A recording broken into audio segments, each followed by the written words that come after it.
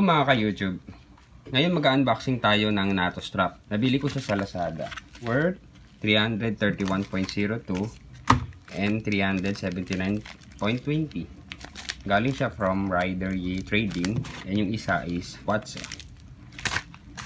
Sa hindi nakakaalam anong Nato strap. Ito yung strap na nilalagay sa G-Shock dito. Pero bago kayo bumili ng Nato strap, kailangan nyo ng buckle. Kasi dito natin i-insert. Sige, mag-unboxing muna tayo. Thank you Rider Ye Trading para dito.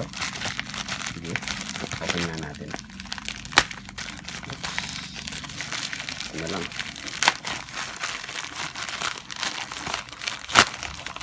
Yun.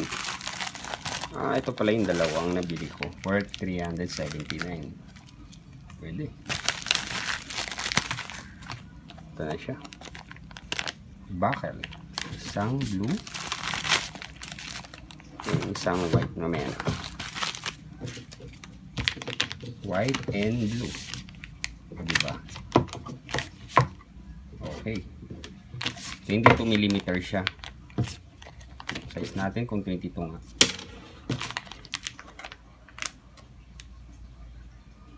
Ayun. Okay, 22mm nga siya. Okay na natin guys.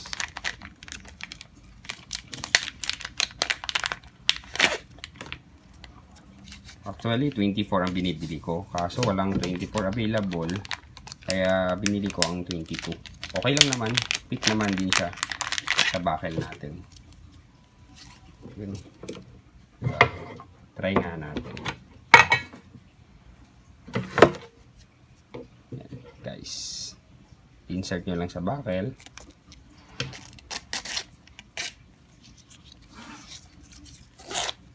At yun. O diba? Pwedeng pwede. Pasok natin.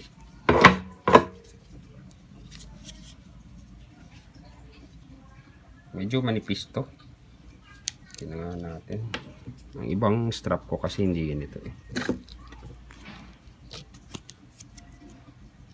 Pero okay ah. Nurse na nurse ang dating. Oops. Ay pumasok. Yan. Pasok niyo dito. Oh, di ba? Okay yan. Okay. Okay to.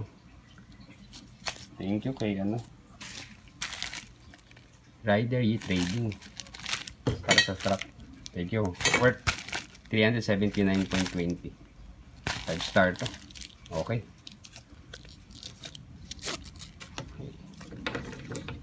Again,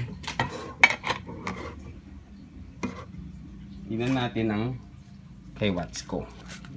Worth 331. Ito yata isa lang. Tingnan natin. Thank you watts ko. Uy, may free pa ako. Wow. Thank you. May free. Nice. Ito muna yung side. Natin ang free. Ano kaya ito? Dear customer. Since what's up? Thank you. From store. Wala na. Ito yata nasa 22mm din eh. Ito na. Kung same. Yes, same. 22mm.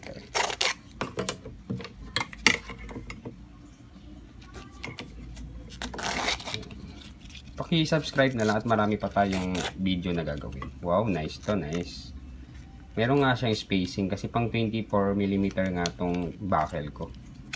Pero okay. Try natin. Try natin.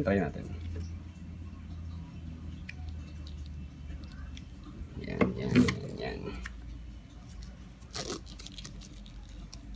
Okay. Ang ganda.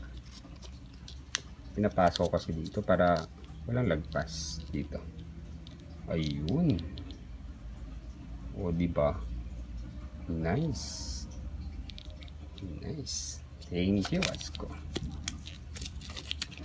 Pakita ko lang sa inyo yung mga 44mm na nabili ko last time. Ito po siya. Ito po siya. Yung 24 ay 22mm. Ito yung mga 24. So, meron tayong leather. Oo, diba? Black, orange. Meron na tayo.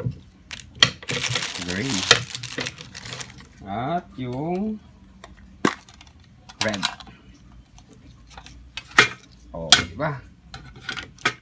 Ito yung original strap na tinanggal ko. Bali, bibili nyo itong buckle na to para maka-insert sa mga Nato strap natin. Kasi kung wala, edi hindi siya makakapasok. Diba? Yun lang guys. Kung may katanungan, pwede mag-comment. Paki-subscribe and likes na lang. Thank you!